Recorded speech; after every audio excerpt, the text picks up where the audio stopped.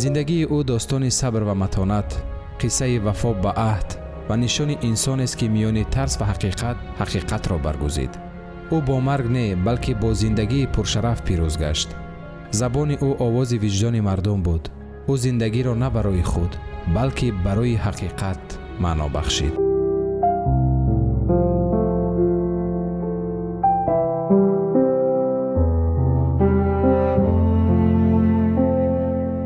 و همین نگاه نکرده آنها وظیفه‌های مسئول دولتی رو به دوش گرفتند و خوشبختانه سربلندانه از عهده آن برآمدند. خیلی شخصیت بسیار برجسته که نقش خود را در بنیاد دولت تاجیکان در عصر 20 گذاشتند. شخصا من وقتی که این مکتوب‌ها رو میخوانم و در یاد میارم که وضعیت سیاسی اون دوران چگونه بود، من آشکار و روشن میبینم که هم شیرین شاه هم نصرت الله معصوم آشکارا دیده و دانسته به سوی مرگ رفتند با قدم‌های خودش.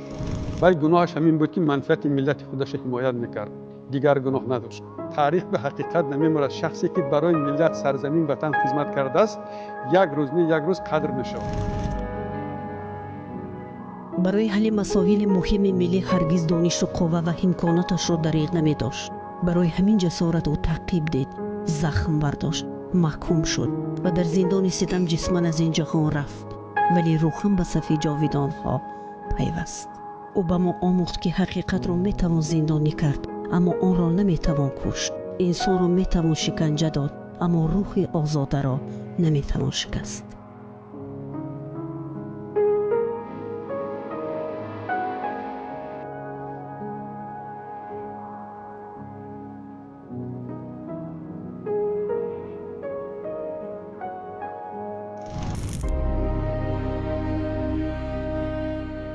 در یکی از شب‌های فصل دی انیقترش 1 دکبر سال 1899 در دهه پرشنوی ناحیه شغنان ولایت مختار کوهستان بدخشان در خانواده مرد دهقان طفل نیکپای چشم به عالمی هستی گشاد.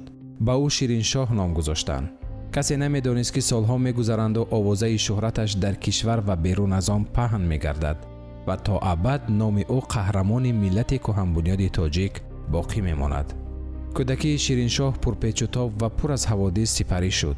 گرچند او در عائله شخص عادی با تنگدستی و مشکلی حیات به سر می برد، ولی این خانواده با سواد و دارای جهانبینی خاص بود. عائله اونو در اون زمان اصلا کلان بود. تقریبا 5-6 نفر فرزندان داشتن و کسب و کار اساسی پدر و مادر شیرین شاه این دهقانی بود. اونا زمینای کمی داشتن در گرد و اطراف همون رو میکشتن و از پشت همین زندگیشون رو میدیدن.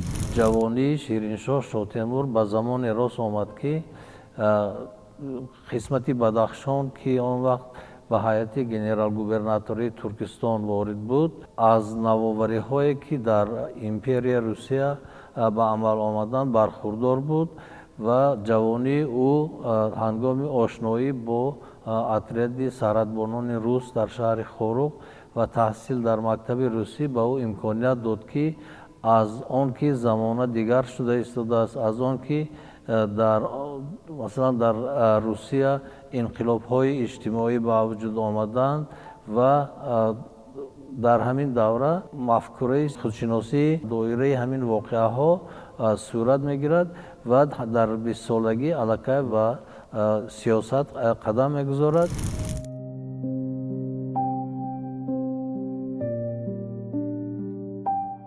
شیرین شاه در 8 سالگی از مهر و محبت پدر و مادر محروم شد و او در 12 سالگی در نزد برادرش تربیت گرفته است. اصل و نسب پدرش اهل روحانی است که آن به نام و نسب او نیز عکس یافته است. از سبب کمبیزاتی مجبور شد که در آوان نورسی در گروهی مرزبانی روس‌ها چون کارگری عادی به کار درآید. همزمان در اینترنت تحصیل کرد و زبان روسی را خوب آموخت و از 14 سالگی با مهنت خویش زندگی میکرد.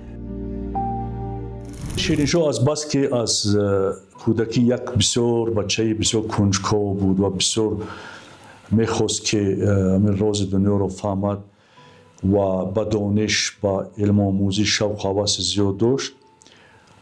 او از خردسالی با خواهش خودش با پیش معلمانی که در دهه خوسا در دهه همسایه با نام خوسا بود در پیش اوخانای خوسا زمستانها درس میخوند و با همین زبان فارسی رو خیلی خوب از خود کرد. وقتی که در شهرش خاروخ که این وقت به هیئت امپیری روسیه داخل شد، به اول کشور ترکستانی روسیه و مستقیما به امپیری روسیه، مکتب روسی محلی تشکیل شدگی بود. در همونجا البته اینجا مثلا شماره زیاد نبودن، یعنی روسبان هایی که بودن در نزد همونا آموزش سر میکند، زبان روسیه قسما از خود میکند و یک نفر روسبان دعوت میکند شیرینشاه که همراه من میروی تاشکند، در مکتب روسی محلی روس که تو ضمن شکولا میگفتن تحصیل میکنی، من بعد تو معلوم است که تو آدمی بزرگ میشوی. از سال 1914 شیرینشاه شاه تیمور برای کار و تحصیل علم ترک زادگاه نموده جهانبینی خود را وسیع می نمود. او در کارخانه‌های شهر تاشکند کار کرده با بلشویکان شناس گردید و همچنین به تحصیل نیز مشغول بود. سال 1917 او در سمیناری معلم تیارکنی شهر تاشکند شامل شده 4 سال آنجا تحصیل را ادامه داد. از سال 1921 به کارهای حزبی و دولتی شوروی جلب شده در برقرار نمودن حاکمیت نو در منطقه‌های گوناگون آسیای مرکزی فعالانه اشتراک می‌نماید. پس آن در هیئت 500 نفره به نام استودنتان پرولتاری از طرف ترکستان به شهر قوقند فرغانه و از قوقند به کمیته تقسیمات آذوقه‌واری خوجند فرستاده شده. در آذوقه‌واری ولاسی دلورزین شرکت داشت. از ماه ینوری سال 1921 عضو حزب کمونیست بود. شیرینشاه شاه تیمور در همین مکتب میفهمد که بغیر از این دنیای ما، بغیر از خوراک کوچک ما، بغیر از بدخشان مثلا سیرکوه ما، باز مملکت‌های زیادی وجود دارند، مملکت‌های پهناور وجود دارند و از جمله درباره تاشکند میدونند. میفهمد که در اونجا مکتب‌های زیادی هستند. او بسیار آرزو میکند که باید حتما خواندنش را ادامه دهد و همینطور قریب که با همون تپرنین زوره و تولا میکنه، علاقه زبان روسی را از خود کرده بود، زوره و تولا میکنه. وقتی که خدمت تپرنین اینجا به اتمام میرسد، او از او التماس میکنه که رهورا بگویم که مردکاری او را انجام دهد و فقط این که او را به تاشکند بره و همینطور او مثلا در رهورا با اسبش کاه میداد و موزش را توزه میکرد و دیگر خلاصه به همین وسیله به تاشکند میرسد. در زمان زندگی و فعالیت شیرینشاه شاه تیمور روش‌های گوناگون فکری وجود داشتند، خیلی گوناگون. روش‌های فکری فرض کردیم پانتورکیستی بودند، روش‌های فکری بولشویکی بودند، روش‌های فکری پادشاهی منارخی بودند که می‌خواستند از سر نو امارت بخارا رو برقرار کنند. خیلی روش‌های خیلی گوناگون بودند و از میان همین روش‌ها روش بولشویکی غالب آمد. از بس که غالب آمد دیگر راه برای انتخاب نمانده بود. فقط در دایره همین نقشه بولشویکی میتوند یک دولت ملی ساخته شود. بنیاد گذاشتن به معارف ملی و تأسیس نخستین روزنامه تاجیکی نه تنها شایسته تحسین و آفرین است، بلکه به بلند برداشتن هویت ملی و بیداری فکری حصه سازگار خواهد گذاشت. آغاز نشر روزنامه آواز تاجیک در زمانی که ایدئولوژی پانتورکیستی حکمرانی میکرد آسان نبود. روزنامه به دفاع زبان تاجیکی مقاله ها چاپ میکرد. این حالت بر راهبران آن وقته که اکثرا طرفدار غایه های پانتورکیستی بودند معقول نبود و روزنامه را بستنی میشوند. شیرینشاه شاه تیمور و نثار محمد این خطر را فهمیده زود از تاشکند به سمرقند می آیند. آنها نخست صدرالدین عینی را پیدا کرده مصلحت های سودبخش او را میگیرند. با مصلحت روزنامه به مقام بیورای تشکیل کمیته انقلابی تاجیک تبدیل داده می شود و از خطر ایمن می ماند.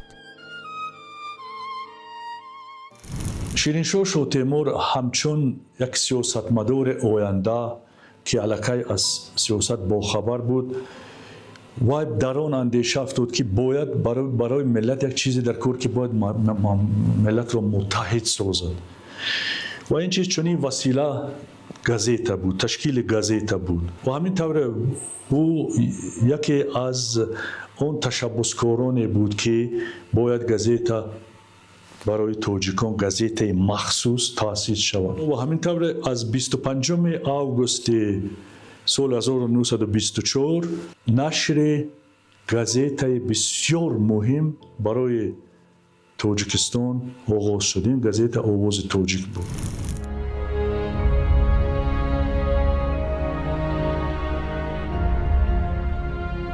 پس از تأسیس جمهوری مختار شوروی سوسیالیستی تاجیکستان، شیرینشاه شاه تیمور عضو کمیته انقلابی تاجیکستان تعیین گردیده به دوشنبه به کار فرستاده شد و در تشکیل کردن مقامات حزبی و حکومتی جمهوری نوتأسیس سهم ارزنده گذاشت. شیرینشاه شاه تیمور یکی از آن شخصانی بود که برای تامین حقوق تاجیکان فعالانه مبارزه برد و نمونه برجسته این گزارش او به نام استالین درباره وضعیت فرهنگی و اجتماعی و اقتصادی تاجیکان در آسیای مرکزی از ماه ایون سال 1926 می باشد. آخر سال 1933 رئیس کمیته اجرایی مرکزی جمهوری شوروی سوسیالیستی تاجیکستان انتخاب گردید. اولین بار شیرینشاه شاه تیمور رو اونجا در قرارم هم خیلی نوشته شده است برای آماده کردن پایتخت به قبول یکمین حکومت تاجیکستان و او را با چند نفر از راه ترمز با دوشنبه راسپور میکنند. اون وقت در ترمز یک جایی بود است که بسیار بگویم بانده ها بسیار دسته های مسلح بگویم که روزن ها بسیار بودن، ولی شیرینشاه شاه تیمور اینو با پول، همون پول که جدا میکنن پول نقد بگویم که در پشتشون بستگی میبرن با دوشنبه یک دهه بود که یک شاید 50 خانواده هم نداشته باشد و میبرند اینجا و سر میکنن با ساختن مثلا وزارت خانه ها، خانه حکومتی دیگر و در جایی که حاضر پشت مرکزی است در اینجا میدان ساختن و 15 مارت اینجا تمام نماینده های تمام منطقه را جیغ زدن. اون منطقه که علاقه با تاجیکستان وارد شده بودند، مثلا از پنجکند اون وقت در 2 ماه وکیلان دلیگاسیا رسیده اومد، از بدخشان هم در قریب طول 2 ماه پیاده رفتند رسیدن و همونجا در اولین حکومت در تیاره آمد نصرت الله مخزوم، در اونجا منبر ساختن و همین طور نصرت الله مخزوم تمام مردم تاجیک را با این غلبه تاریخی تبریک گفتند. وقتی که تقسیمات ملی مرزی میشد علاقه شیرینشاه به صفت یک کادر جوان گفتیم تشکل یافته بود و در هیئت حکومت تاجیکستان وارد کرده میشد به صفت رئیس کمیته کارگری و دهقان، یعنی یک خدمتچی دولتی که حق داشت که این کمیته تمام مثلا فعالیت خدمتچی‌های دولتی دیگر را نظارت کند و به همین وظیفه از تاشکند اینا علاقه 26 نوامبر سال 1900 به این وظیفه تعیین می شود و آخر دکبر اول ینور تا ماه فوریه اینا به دوشنبه می آیند. وضعیت در اینجا بسیار وزنین بود، نه که به این نگاه نکرده در برابر دیگر مثلا شخصیت هایی که در تشکل و رشد تاجیکستان سهم گذاشتند، شیرینشاه شاه تیمور به صفت یک فرزند سرسپرده ملت سهمی بزرگ میگذارد. در سالهای 1921-1924 شیرینشاه شاه تیمور در برقرار کردن حکومت شوروی در بدخشان تاجیکستان خدمت‌های خیلی نظررس کرده. مقامات محلی حکومت شوروی را در تمام قسمت پامیر غربی گویم در پامیر غربی پورا برقرار کرد. در دوره دوم فعالیت از سالهای 1924 تا سال 1929 خدمت‌های شیرینشاه شاه تیمور در آن ظاهر می‌گردد که وی پیش از همه سهمی نظررس گذاشت در مبارزه با بسمجیگری. همگان می‌دانند که تا سال 1931 بسمجیگری در تاجیکستان دوام داشت. در قسمت‌های علاهیده هجوم‌های ناگهانی بسمجیان، مبارزه آنها با نمایندگان و خادمان دولتی بسیار زیاد شده بود و در همین مبارزه ها پیش از همه شیرینشاه شاه تیمور شرکتی فعال داشت. پیش از همه در یک مرحله کار فعالیت کردند که در اون زمان بودن یا نبودن ملت تاجیک و دولت تاجیکستان حل و فصل میشد و آنها صدا بلند کردند، توانستند صدا بلند کردند، توانستند اثبات کنند با دلیل های معتمد و حاکمان آن وقته اتحاد شوروی اثبات کردند که ملت تاجیک در این سرزمین ملت بومی است و حقوق دارد که دولت خودش را، دولت صاحب اختیار خودش را تأسیس دهد. این البته کاری بسیار دشوار بود. زندگی نامه این شخصان هم شیرینشاه شاه تیمور و هم نصرت الله مقسوم در راهی به دولت داری رسانیدن تاجیکان بسیار و بسیار هم مهم است و بسیار هم یک درجه بلندترین ملت دوستی محسوب می‌یابد. шириншоҳ шотимур аввалин фарзона фарзанди миллат аст ки дар сатҳи олии сиёсӣ расман аз тақдири миллату меҳнаш дифоъ намудааст. маҳз дар ҳамин марҳилаи ҳассосӣ барои яке таърихсӯз ва барои дигаре таърихсоз фарзонагони миллати сарбаланди тоҷик ба монанди шириншоҳ шотимур, нусратулло мақсум, чинор имомов, иброҳим исмоилов, саид аҳмад анваров, аббос алиев, абдуқодир муҳиддинов ва дигарон бо далерӣ, ҷасорат ва шуҷоатмандӣ аз зуҳури хеш дарак доданд. дар қатори ин ҷонфидоёни миллат ва таъсисгарони давлати навини тоҷикистон ҷаҳду талошҳо ва заҳмату машаққатҳои беназири фарзанди фарзонаи миллат шириншоҳ шотимур лозим ба ёдоварист ва шоистаи таҳсину офарин аст. ма аз ана ҳамин калимаи тоҷик ӯро ҳамеша тела мекард ба тамоми қаҳрамониҳо, ба тамоми масалан нусратҳо. ма аз ҳамин калима ӯро тела медӯм. номи шоҳ темур, шириншоҳ шоҳ темур қадам ба қадам, сол ба сол дурахшонтар мешавад барои ватани мо, барои сиёсати мо, барои фарҳанги мо, барои ҳар як ҷавонмарде ки дар синааш нангу номуси ватандорӣ, нангу номуси ватанпарварӣ, қаҳрамонпарварӣ, қудрати пайравӣ кардан ба ин қаҳрамонро дорад, дурахшон мемонад. چه دشواری هایی بود، چه وقتهای سنگین و وزینی بود. نه هر کس جرأت میکرد که از ملت خود دفاع کند و نه هر کس میتوانست در این مبارزه ها غالب باید و نتیجه غالبیت شیرینشاه شاه تیمور و همصفانشان آن است که تاجیکستانی صاحب استقلال، تاجیکستان همچنین یک کشور، همچنین یک دولت پیدا شد. از قبیل شخصیت‌هایی میباشند که زمانه میساختند، شخصیت‌های زمانه ساز، مثل که حاضر بعد استقلالت شخصیت بسیار برجسته، نمایان، پیشوای ملت، قهرمان تاجیکستان، پرزیدنت محترم تاجیکستان امام علی رحمان هم خیلی نقش دارد. در ابتدای عصر 20 همین خیلی شخصیت‌ها از قبیل شیرینشاه شاه تیمور، کنار امامov، نصرت الله مقسوم و ده‌ها دیگران، صدرالدین عینی و بعداً در دوره شوروی بابا جان غفورov و شخصیت‌های دیگر که نقش بسیار برجسته در بنیاد تاریخ نوین تاجیکستان داشتند. در شرایطی که پانتورکیسم به اوج علا رسیده و پیروان آن از نگاه نظامی، سیاسی و ایدئولوژی کاملا مسلح بودند، مسئله ملی را مطرح کردن از دایره عقل و منطق بیرون بود، زیرا هر شخص به خوبی می‌دانست که با میان گذاشتن مسئله ملی تاجیکیت هم از جانب بلشویکان و هم از طرف پانتورکستان قابل قبول نبود. یعنی در این وضعیت مرکب و خطرزا بررسی مسائل ملی، مخصوصاً تاجیکیت و دفاع از ارزش‌های ملی به بهای جان برابر بود. در وضعیت و شرایطی که دفاع از ملت و میهن سری سبز را برباد می‌داد، شیرینشاه شاه تیمور یکی از آن شخصانی بود که برای تامین حقوق تاجیکان فعالانه مبارزه برد. عاقبت آمده سال 1933 بعد از آنکه حاجی بایف و نصرت الله مقسوم از وظیفه میگیرند، همین شیرینشاه شاه تیمور می شود رئیس کمیته اجراییه شوراهای تاجیکستان، یعنی به معنای امروزش گویم رئیس مجلس عالی تاجیکستان.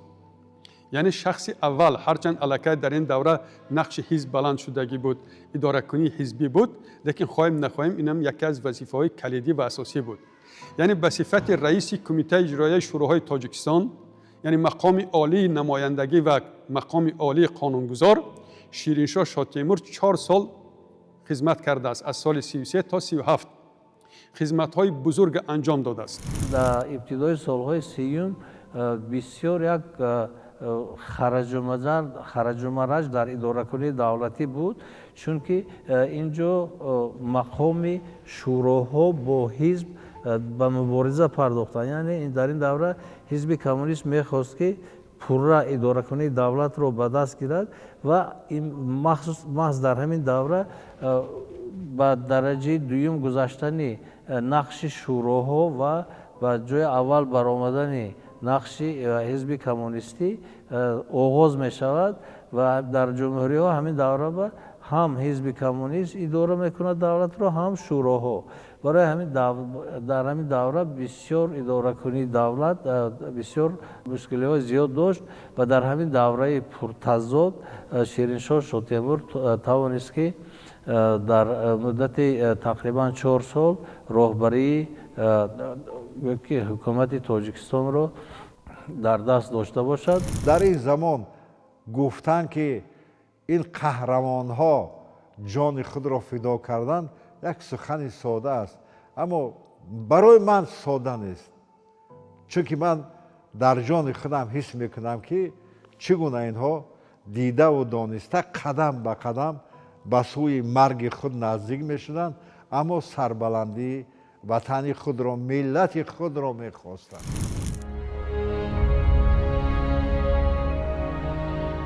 شیرینشاه شاه تیمور هم میتوانست به مثل برخی افراد بیشرف و خودباخته‌ای به خاطر زنده ماندن، صاحب آبرو و عزت شدن در نزد هم بلشویکان و هم پنترکستان نفوذ داشتن و با مقام و مرتبه بلند رسیدن از بحر حفظ و منفعت‌های ملی گذرد. اما نه، شیرینشاه شاه تیمور که در بین کوههای استوار و سر به افلاک سرزمین تاجیکان تولید یافته به وای رسیده بود، در مسیر آگاهی و بیداری ملی و حفظ استقلال و آزادی میهن چون کوههای وطن محبوبش استوارانه و سربلندانه قدم گذاشت.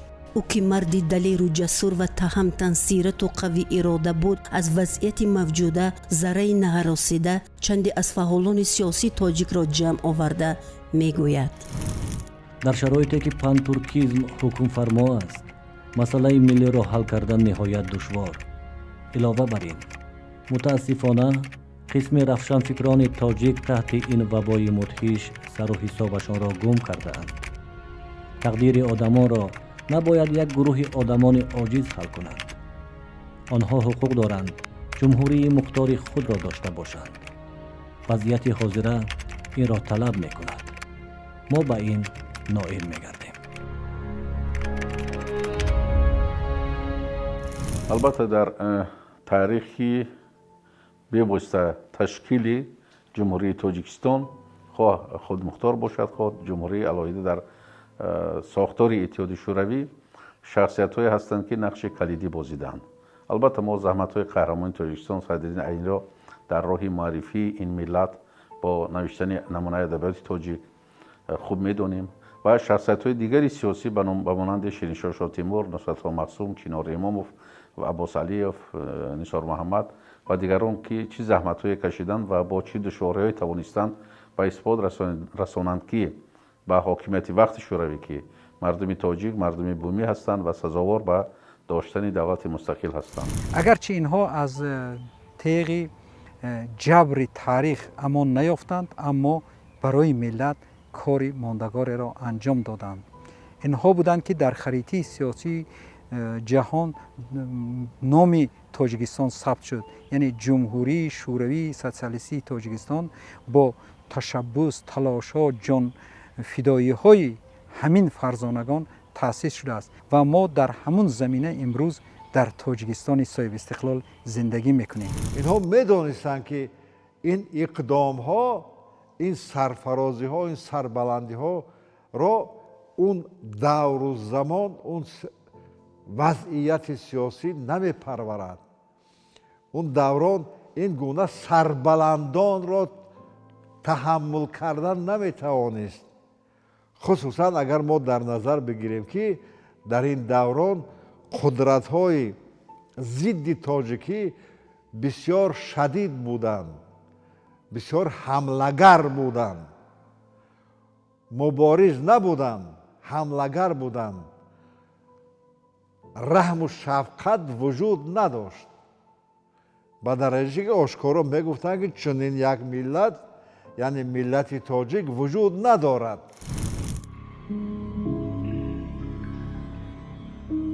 با وجود این همه خدمت‌های ماندگار، جهد و تلاش‌ها در راه احیای ملت و بنیادگذاری دولت ملی، شیرینشاه شاه تیمور به گرداب فتنه و دسیسه‌های اغواگران و حسودخوران افتاد و با جرم ملتچی و اگنتورای دشمن انیقترش در اوج معرکه تعقیبات استالینی 9 ایول سال 1937 در مسکو به حبس گرفته شد.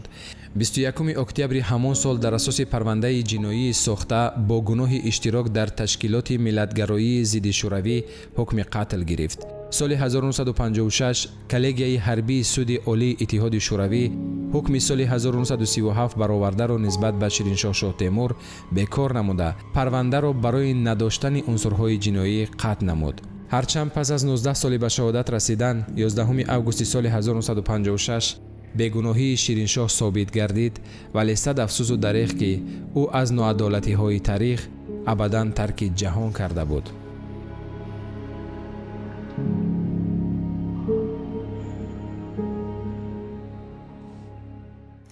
نتیجه که من از همه اینها میگیرم این است که آن روزگار، یعنی سالهای 30 خصوصا آخرهای سالهای 30، 35، 36، 37، این دوران شخصا برای ملت ما، برای دولت ما، برای تاجیکستان سراسر فاجعه هست.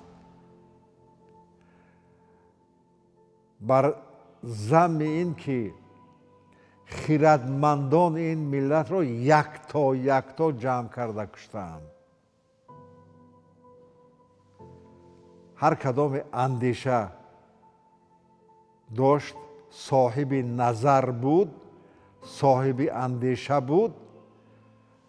در سراسر تاجیکستان که یک قسمت وطن تاریخی ما هست، از همه کنج و کنارها، از همون دره ها و گوشه های دست نارس جمع کردن، سر زدن.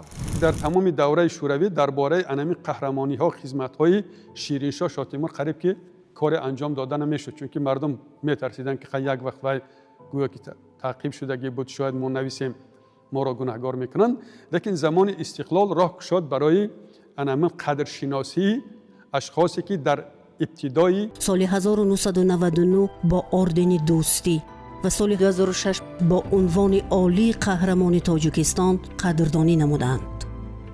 اگر تقدیر به این شخصیت فدایی و ناتکرار ترحم میکرد و او در عین کمالات عمر قربانی غرض و تهمت دوران سیاستی شخص پرستی نمیشد، باز کارهای زیادی را به نفع خلق و وطنش انجام میداد. زندگی عبرت آموز و فعالیت بنیادکارانه او با تغمه تهمت آمیز دشمنی خلق زیر شبهه مانده، سالیانی دراز نام و کار و پیکار قهرمانانش به زبان گرفته نمیشد. نام مبارک این مرد فدایی بعد 19 سال مرگ سفید کرده شده، کار و پیکار وطنخواهانه، سیمای سیاسی، مدنیت راهبری و تفکر دولتداری او از نو زنده گردید. درست گفتند که هرچند قهرمانان ملت بر اثر بی‌عدالتی‌های زمان مدتی به گوشه فراموشی می روند، ولی باز چون آفتاب ضیابش طلوع خواهند کرد. امروز در زمان استقلالیت تاجیکستان عزیزمان، آرزوی آمال و آرمان‌های نجیب شیرینشاه شاه تیمور و همسنگران و هم نبردانش مقام و منزلت خاصه پیدا کرده، برای نسل‌های امروزه و آینده چون تمثال عالی فداکاری و مکتب عبرت آموزی وطن پروری و ملت دوستی خدمت می نماید. خوشبختانه در زمان صاحب استقلالی با یک بی‌واسطه تشبثی بی‌واسطه پیشروی معظم ملت با یک سیاستی که با ارجگذاری به بزرگان اهل علم و ادب و سیاست روانه شده است، این چهره خود بار دیگر شناخته شدند و خودی دادن عنوان قهرمان تاجیکستان به شیرینشاه شاه تیمور این نشان بلندترین ارجگذاری ба хизматҳои шириншоҳ шоҳ темур дар роҳи расидан ба як истиқлоли давлатӣ, дар роҳи соҳиб шудан ба як давлати соҳибистиқлоли Тоҷикистон буд, ки пешвои муаззами миллат ин иқдомро бевосита пеша карданд ва ба шириншоҳ шоҳ темур қаҳрамони Тоҷикистонро албатта лоиқ донистанд.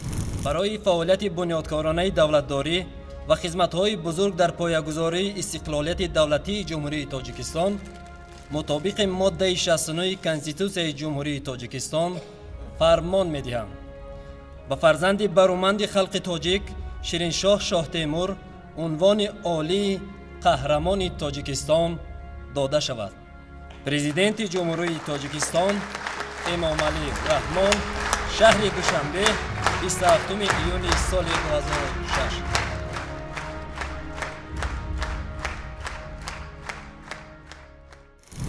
ба маснади адолат, ба маснади ҳақиқат, ба маснади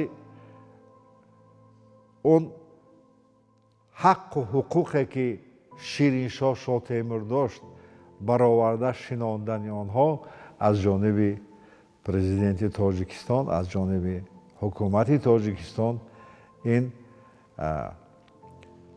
ҷобаҷо кардани ҳақиқати таърих аст. албатта ин хизмате ки президенти Тоҷикистон барои миллат, барои давлат, барои ҷамъияти Тоҷикистон мекунанд, ин бисёр нодир аст, бисёр арзишманд аст ва пешниҳоде ки мисол ба номи Шириншоҳ шоҳ Темур гузоштани донишгоҳи аграрии Тоҷикистон як пешниҳоди хеле хуб аст, чунки Шириншоҳ дар ҳамун иморате ки пештар вазорати хоҷигии қишлоқ буд, дар ҳамун иморат, дар ҳамун идораи комиҷроии ЦИКи Тоҷикистон кор кардааст ва дар соҳаи кишоварзиву дар соҳаи саноату хеле хизматҳои зиёд кардааст дар баробари дигар фарзандони ба номус фарзонаи тоҷик ва ин як қадридонии бисёр бузург аст.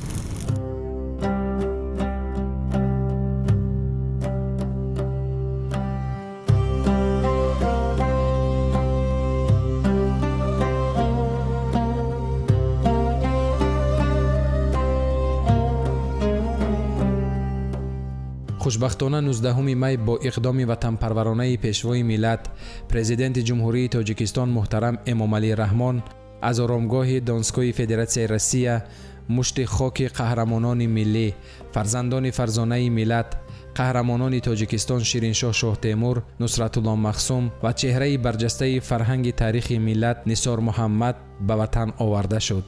пас аз маросими ҷаноза дар масҷиди марказии ҷомеи шаҳри Душанбе дар оромгоҳи Лучоб бо риояи суннатҳои дини мубини ислом ва эҳтироми хос ба хок супурда шуданд.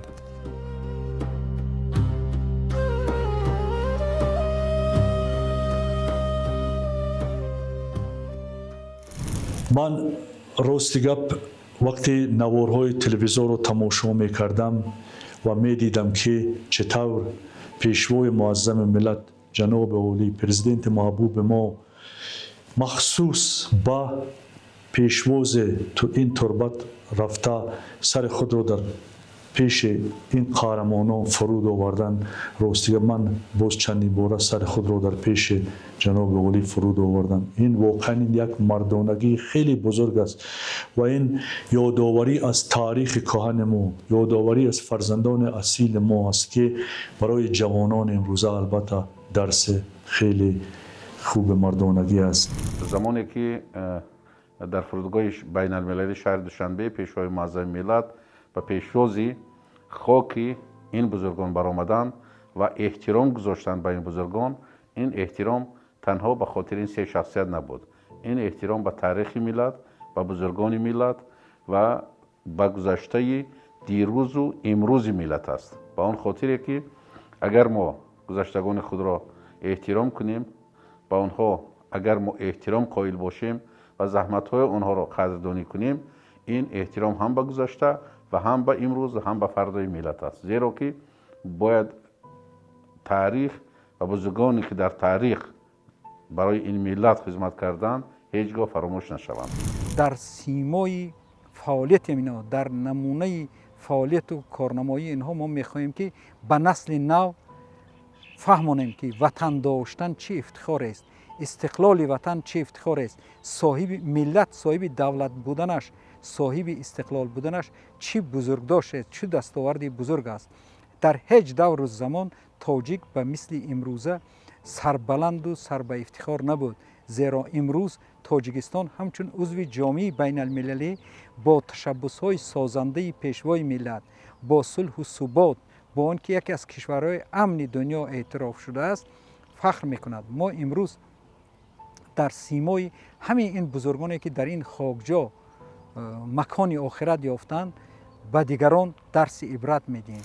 ما با بزرگان ملت که افتخار داریم و آنها را علاقه در این شکل و در این یک بسیار هم سطح بالا پذیرایی میکنیم و آنها را احترام و اعتراف میکنیم، نشان آن است که ما ملت را دوست داریم، نشان آن است که پیشوای معظم ملت در راه رشد و در راه من بعده بود و نبودی ملت امروز زحمت میکشند.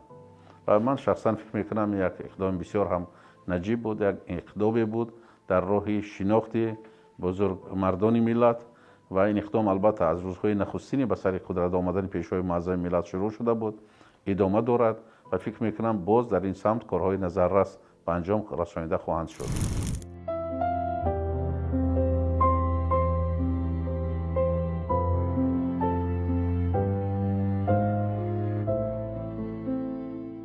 این اقدام نجیبانه نشانه رفشن و واضح ارجگذاری به تاریخ و فرهنگ ملی و همچون ادامه سیاست فرهنگ پرورانه، تاریخ ساز و انسان دوستانه راهبر دولت محترم امام علی رحمان ارزیابی شده، بار دیگر ثابت می نماید که این رویداد مهم تاریخی همچون رمز پیروزی حقیقت، احیای عدالت تاریخی و گرامی داشت خاطره فرزندان صادق ملت در صحیفه های تاریخ تاجیکستان صاحب استقلال با حرفای زرین ثبت خواهد گردید. بیهوده نیست که عباره حکمت‌آمیز و پندآمیز خلق تمدن آفر تاجیک بزرگان را بزرگان زنده می‌دارند همیشه در میان مردم ورد زبان است. حقیقتاً هم فقط بزرگان قادرند که بزرگان را زنده می‌دارند.